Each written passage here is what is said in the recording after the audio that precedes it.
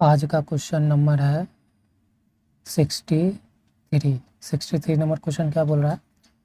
To series opposing inductors have value of 1 hertz और 1.7 हर्ज। मतलब आपके पास दो इंडक्टर्स है, दोनों इंडक्टर्स कैसे कनेक्ट है एक दूसरे से सीरीज में, लेकिन एक दूसरे के अपोजिट में कनेक्टेड है। What is their total inductance. तो इस सीरीज कम्बिनेशन का इंडक्टेंस का सीरीज कम्बिनेशन का आपको टोटल इंडक्टेंस बताना है। If there mutual inductance is इतना, जिसमें आपका म्यूचुअल इंडक्टेंस गिवन है। तो सॉल्यूशन देख लेते हैं। ठीक है, तो हमारे पास दो इंडक्टेंस है, मान लेते हैं L1 आपके पास है 1 हेनरी का और L2 आपके पास है 1.7 हेनरी का। ठीक है, और दोनों कैसे कनेक्टेड है, तो कनेक्टेड इन सीरीज कॉम्बिनेशन। कैसे कनेक्टेड है, दोनों सीरीज कॉम्बिनेशन में कनेक्टेड। और आपको दोनों का म्यूचुअल इंडक्टेंस जिसे हम M से डिनोट करते हैं वो आपको 300 मिली हेनरी दिया हुआ है। ठीक है, तो डायग्राम अगर देखना चाहेंगे तो डायग्राम सीरीज में इंडक्टेंस देखिए ऐसे लग जाएगा, एक यहाँ लग जाएगा। ठीक है, ये आपका हो गया। तो ये आपका L1 है, ये आपका L2 है, और दोनों के बीच में जो म्यूचुअल इंडक्टेंस ये M है। ठीक है, ऐसे कुछ आपका डायग्राम बनेगा इस डाटा के अकॉर्डिंग। और जो है दोनों अपोजिट डायरेक्शन में है। अपोजिट डायरेक्शन मतलब डॉट से हम दिखाते हैं तो एक तरफ इस तरफ है डॉट, एक है इस तरफ। ये रिप्रेजेंट कर रहा है दोनों तरफ क्या, एक है इंडक्टेंस के लेफ्ट साइड, एक है इंडक्टेंस के राइट साइड। तो यही है अपोजिशन शो कर रहा है। क्या शो कर रहा है, अपोजिशन। तो बस, तो हमको निकालना है क्या, फाइंड हमको क्या करना है, फाइंड हमको करना है total inductance. Total inductance find करना है, तो निकाल लेंगे, सिंपल है। फॉर्मूला हम लोग जानते हैं।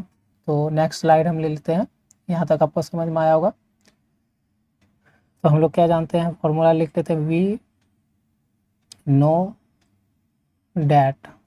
हम लोग फॉर्मूला जानते हैं कि जब हमारा सीरीज कॉम्बिनेशन में दो इंडक्टेंस जुड़ा हो लेकिन दोनों अपोजिशन में हो तो कैसे होता है। टोटल इंडक्टेंस का फॉर्मूला LT बराबर L1 plus L2 minus 2M, यही होता है। तो LT बराबर L1 कितना है 1 प्लस L2 कितना 1.7 माइनस 2 गुना, और M है 3 इंटू 10⁻³ कन्वर्ट कर लिए, हो गया। तो LT बराबर कितना हो जाएगा, अगर इसको जोड़ दे तो 2.7 हो जाएगा माइनस इसको कर लेते हैं तो 2 इंटू 300 बाय, ये पावर चला गया 10⁻³ नीचे ले जाएंगे तो इस तरह से टूटेगा। यहाँ से 2 जीरो खत्म, ये 2 जीरो खत्म। ठीक है, तो LT बराबर 2.7 माइनस ये हो जाएगा 6/10। तो LT बराबर 2.7 माइनस 0.6 ये होगा। तो LT बराबर ये कितना होगा, 7 6 जोड़ देंगे तो 13 और ये 3। ओ सॉरी, माइनस करना तो मैं जोड़ दिया। तो माइनस करेंगे तो 2.1 हो जाएगा। देखो ऐसे माइनस किए हैं हम लोग, तो 1 और 2। ठीक है, तो हमारा इतना हेनरी आ गया। तो हमारा जो फाइनल वाला जो टोटल इंडक्टेंस पूछ रहा था उसका आंसर हमारे पास ये आ गया। चलते हैं बैक स्लाइड पे। तो बैक स्लाइड आपका ये है, देखो। तो आपका यहाँ से ऑप्शन अगर मानना चाहोगे तो ऑप्शन आपका क्या हो जाएगा, ऑप्शन थर्ड आपका राइट हो जाएगा। ऑप्शन मैं लिख भी देता हूँ, ऑप्शन थर्ड। ठीक है, समझ में आया होगा। चलते हैं नेक्स्ट स्लाइड पर, नेक्स्ट क्वेश्चन पर।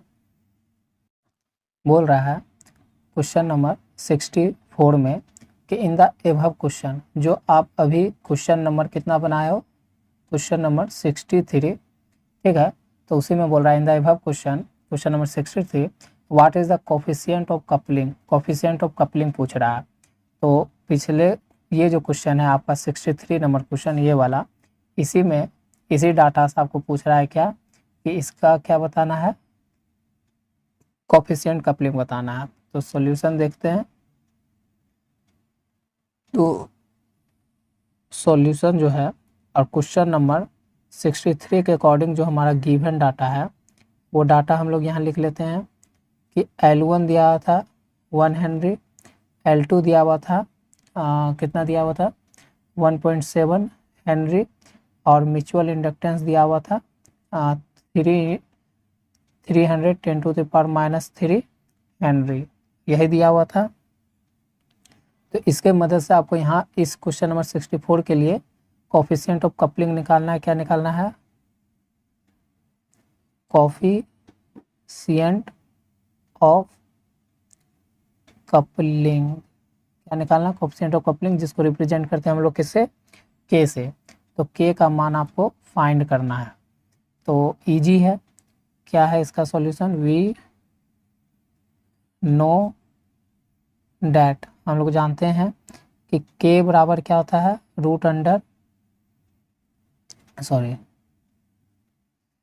एम बराबर, म्यूचुअल इंडक्टेंस बराबर क्या होता है कि एम बराबर, ठीक है, के इंटू √L1 इंटू L2, यही होता है।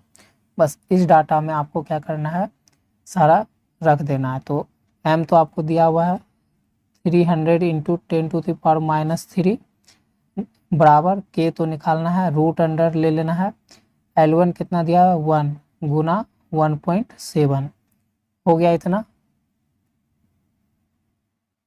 तो अब देखो, तो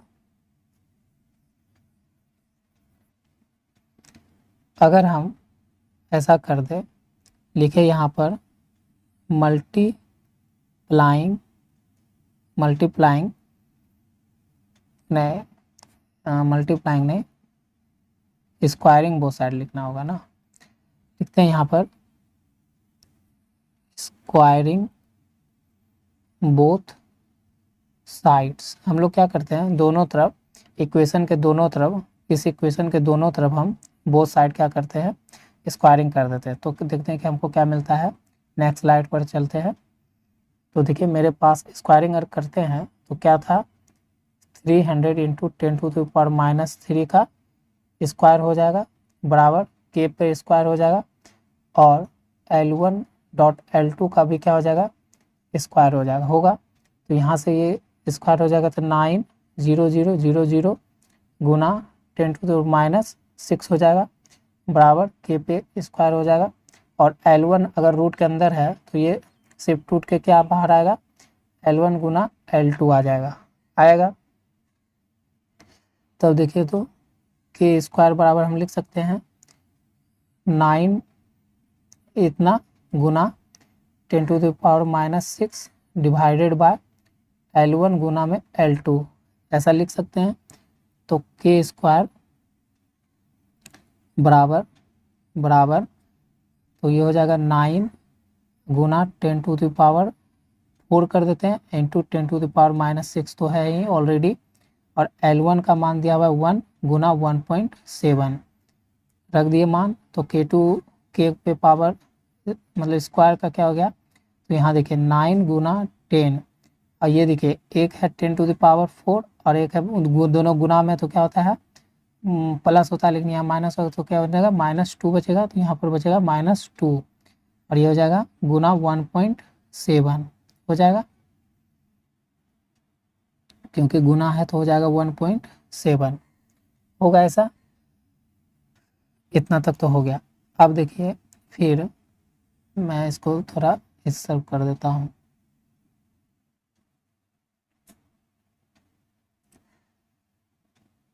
ठीक है,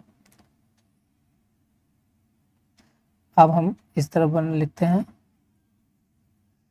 तो यहाँ से हो जाएगा कि स्क्वायर बराबर देखा जाए तो 9 और डिवाइडेड बाय नीचे अगर इसको पावर को हम नीचे भेज दिए गुना 7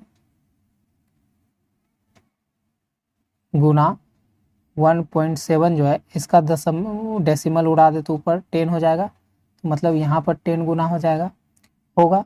तो ये एक जीरो से एक जीरो खत्म, तो के स्क्वायर बराबर, तो के स्क्वायर बराबर कितना हो जाएगा 9 डिवाइडेड बाय 170 इतना होगा। तो के स्क्वायर बराबर, अब हम इसको जब इससे डिवाइड देंगे तो अब देखोगे कि आपके पास कुछ आएगा 0.0529 आ जाएगा।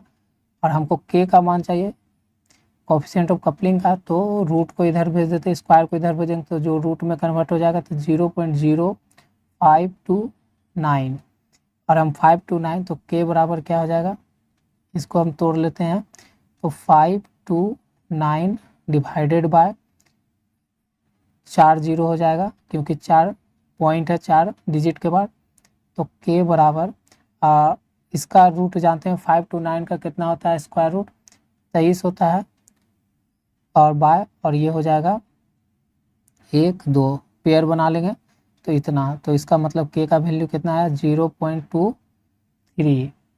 ठीक है, ये आपका आंसर निकल गया, के का मान यहाँ से पूरा सॉल्यूशन करने के बाद आपका निकल गया। तो बैक स्लाइड पे चलते हैं, ये आपका क्वेश्चन नंबर 64 था, यहाँ मैंने इस पेज में आपको समझाया है पूरा, और 60 यहाँ पर नेक्स्ट स्लाइड में पूरा मैं मतलब पूरा न्यूमेरिकल को अच्छी तरह से सॉल्व किया है। ठीक है, तो आपको समझ में आएगा। चलिए नेक्स्ट क्वेश्चन की ओर।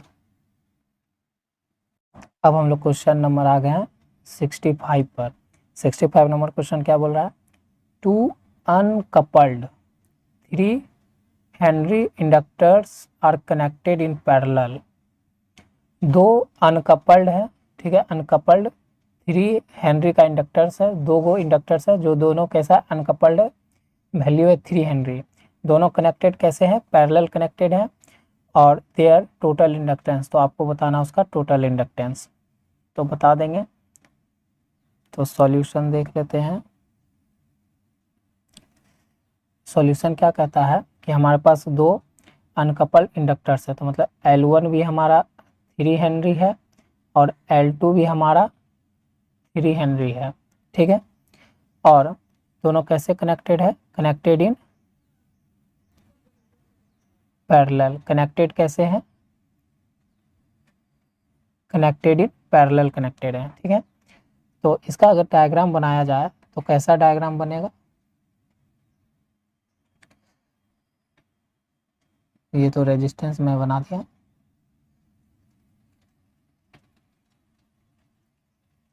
देखिए ऐसा कुछ इसका डायग्राम आपको देखने के लिए मिल जाएगा। ठीक है, तो ये हो गया 3 हेनरी L1, ये L2 भी हो गया 3 हेनरी। ठीक है, तो बस इसी का आपको क्या निकाल देना है, आपको फाइंड क्या करने बोल रहा है क्वेश्चन के अकॉर्डिंग कि टोटल इंडक्टेंस बता देना है हेनरी में। तो कुछ नहीं, ये भी हम जानते हैं फॉर्मूला कि दोनों V नोड है, जब दो इंडक्टेंस कनेक्टेड हो पैरेलल में तो वो कैसे निकलता है, जैसे पैरेलल रेजिस्टेंस निकालते हैं ना हम लोग, दो पैरेलल रेजिस्टेंस को कनेक्टेड, उसी तरह इंडक्टेंस भी निकलता है। तो हो जाएगा LT बराबर L1 गुना में L2 bye L1 plus L2, ये होगा। बस इसमें डाटा रखना है और आपका आंसर आ जाएगा। तो हम लोग नेक्स्ट स्लाइड नहीं लेते हैं, इसको यहीं पर सॉल्व कर लेते हैं। ठीक है, तो मैं यहाँ पर यहाँ पर सॉल्व कर रहा हूँ। ठीक है, तो LT बराबर क्या हो गया, L1 क्या है हमारा, L1 है 3 गुना 3 और 3 प्लस 3, तो ये हो गया 3 गुना 3 बाय, ये हो गया कितना 3 3 6, इसको ऐसे काट देते हैं तो बोलेगा LT बराबर क्या हो जाएगा 3/2, और इसको इसे काट रहे हैं तो 1.5 होगा, 1.5 हेनरी। तो ये आपका आंसर आ गया। ठीक है, मैं इसको, ये आपका यहाँ पर है। ठीक है, तो दो इंडक्टेंस जो है पैरेलली कनेक्ट है तो उनका फॉर्मूला हमने यहाँ जाना अब फॉर्मूला से हमारा आंसर टोटल इंडक्टेंस जो पैरेलल कनेक्टेड उसका निकला 1.5 हेनरी। तो आपका ऑप्शन नंबर यहाँ से देखोगे तो 1 राइट है। ठीक है, तो आपको समझ में आया होगा। चलते हैं नेक्स्ट स्लाइड पर, नेक्स्ट क्वेश्चन की ओर। अब हम लोग क्वेश्चन नंबर 66 पर आ गए। ठीक है, तो 66 नंबर क्वेश्चन क्या बोल रहा है, एक कॉइल हैविंग 500 स्क्वायर लूप्स। एक कॉइल है जिसके पास कितना लूप्स है, तो 500 स्क्वायर लूप्स है। ईच ऑफ साइड, और पर जो स्क्वायर लूप है तो स्क्वायर है तो उसका साइड आपको दिया हुआ कि प्रत्येक स्क्वायर का साइड कितना है, 10 सेंटीमीटर है। इस place normally to magnetic field, और ये जो स्क्वायर लूप्स है उसको कहाँ रखा जा रहा है, मैग्नेटिक फील्ड, मैग्नेटिक फ्लक्स में, विच increases a rate of 1 Tesla पर सेकेंड। जो इंक्रीज हो रहा है मैग्नेटिक फ्लक्स 1 टेस्ला पर सेकेंड की स्पीड से। तो इंड्यूस्ड ईएमएफ आपको निकालना है। क्या निकालना है, इंड्यूस्ड ईएमएफ आपको निकालना है। तो देखिए इसका सॉल्यूशन क्या है। अगर ये जो लूप्स की बात कर रहा है स्क्वायर लूप्स, इसका मतलब ये क्या दिया हुआ है, ये समझना होगा। ये आपको नंबर ऑफ टर्न्स दिया हुआ, क्या दिया हुआ है, नंबर ऑफ टर्न्स, जो कितना दिया हुआ है, 500। ठीक है, 500 दिया हुआ है, मतलब इस तरह का। देखिए ये स्क्वायर हुआ, मान लीजिए हम एक बनाते हैं, ये एक स्क्वायर लूप है और एक स्क्वायर ले, लेकिन ऐसा हम लोग को कितना है, 500 है, 500 है। और एक स्क्वायर लूप का अगर 10 सेंटीमीटर मतलब साइड दिया हुआ है, इसको मीटर में बदल लेते हैं तो क्या हो जाएगा, ऐसे लिख सकते हैं कि 10 × 10⁻² मीटर, ऐसे लिख सकते हैं, ऐसे ही लिखते हैं। तो इसको सेंटीमीटर को मीटर में बदल लिए। ठीक है, तो जो स्क्वायर लूप्स है उसका जो साइड दिया हुआ है वो कितना दिया हुआ, 10 सेंटीमीटर, जिसको हमने मीटर में बदल लिया। तो मीटर में बदल लिया, और हमको फ्लक्स मतलब यहाँ पर फ्लक्स डेंसिटी दिया हुआ है। ठीक है, तो बी दिया हुआ है, तो वह ये दिया हुआ है 1 टेस्ला। कितना दिया हुआ है, 1 टेस्ला पर सेकेंड दिया हुआ है, लेकिन 1 टेस्ला लिखते हैं। ठीक है, पर सेकेंड दिया हुआ है।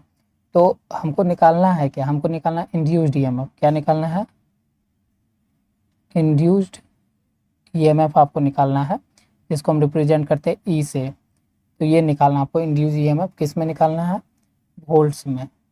ठीक है, तो हम लोग Faraday's law, second law Faraday's law of induction अगर याद करें तो हमको याद है कि जितना नंबर ऑफ टर्न्स होगा और जितना वो फ्लक्स से लिंक करेगा विथ रिस्पेक्ट ऑफ टाइम, उतना हमारा क्या होगा, ईएमएफ इंड्यूस होगा। वही है कि जितना नंबर ऑफ टर्न्स, जिसमें उसमें जितना फ्लक्स लिंकेज करेगा विथ रिस्पेक्ट टू टाइम, वही हमारा क्या होगा, ईएमएफ उतना प्रोड्यूस होगा। तो हमारा फॉर्मूला सेट हो गया। ये इस क्वेश्चन के लिए फॉर्मूला यही लगेगा, बस इस पे वैल्यू रखेंगे, हमारा निकल दे जाएगा। तो चलते हैं नेक्स्ट स्लाइड की ओर। तो हम फॉर्मूला देख चुके हैं कि हमारा फॉर्मूला क्या होगा, E equal to induce EMF equal to N d∅dt होगा, ये होगा फॉर्मूला। लेकिन हमारे पास यहाँ फाई का वैल्यू कुछ तो नहीं दिया हुआ है, तो फाई का मान नहीं दिया हुआ है, तो फाई का ही मान हमको लाना होगा। तो फाई का मान कैसे आएगा, तो हम लोग जानते हैं, वी नो डैट, हम लोग जानते हैं, क्या जानते हैं कि फाई बराबर क्या होता है, बी डॉट ए होता है। ये भी जानते हैं हम लोग फॉर्मूला फाई का। तो अब यहाँ पर बी तो हम जानते हैं कि बी यहाँ पर हमारा जो है फ्लक्स डेंसिटी है। ए यहाँ पर क्या होता है, एरिया है। ठीक है, एरिया ऑफ क्रॉस सेक्शन है। तो एरिया हमको किसका एरिया यहाँ पर चाहिए, तो हमको यहाँ पर क्या दिया हुआ, हमको स्क्वायर लूप दिया हुआ है। तो स्क्वायर लूप का एक का है कितना, 10 सेंटीमीटर, जिसको मीटर में बदले तो 10 × 10⁻² मीटर होता है। तो हमें एरिया ऑफ इसका स्क्वायर है, ये स्क्वायर लूप है, तो इसका एरिया हम जानते हैं निकालने के लिए। तो क्या होता है, एरिया ऑफ स्क्वायर के क्या होता है, साइड का स्क्वायर, यही होता है। तो यहाँ हो जाएगा 10 × 10⁻² का स्क्वायर, तो कितना होगा, 100 × 10⁻⁴ होगा कितना। तो हमारा ये हो गया मीटर स्क्वायर में एरिया ऑफ स्क्वायर लूप का। ठीक है, तो जब ये आ गया तो हम बस क्या करेंगे, बस इसको डाटा में प्लेस कर देंगे।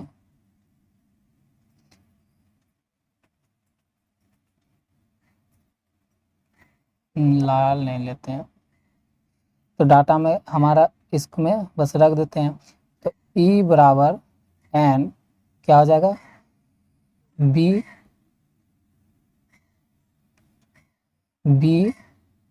ए बाय डी टी कितना होगा, तो हमारा हो जाएगा N हमारा कितना है, N हमारा है 500 गुना B कितना है 1 गुना, और A कितना निकाले हैं अभी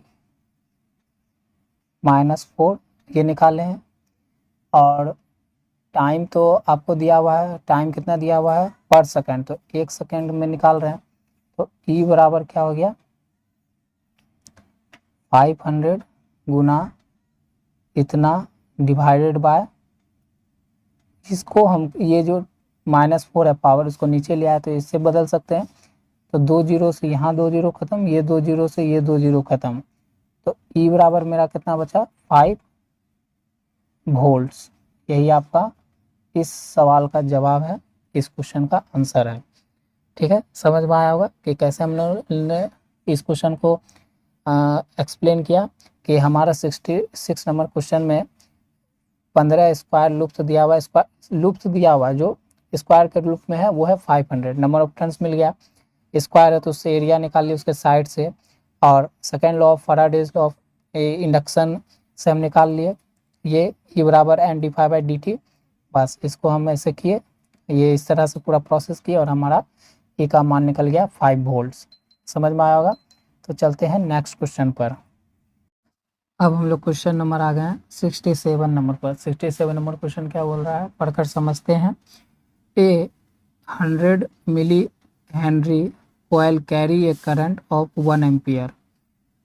क्या कहना चाह रहा है, सॉल्यूशन अगर देख ले तो कि एक 100 मिली एम्पियर कॉइल है, तो कॉइल है तो मतलब इंडक्टेंस है, तो मान लेते हैं एल दिया हुआ है 100 मिली हेनरी, इसको अगर करे तो 100 गुना 10⁻³ हेनरी ये दिया हुआ है।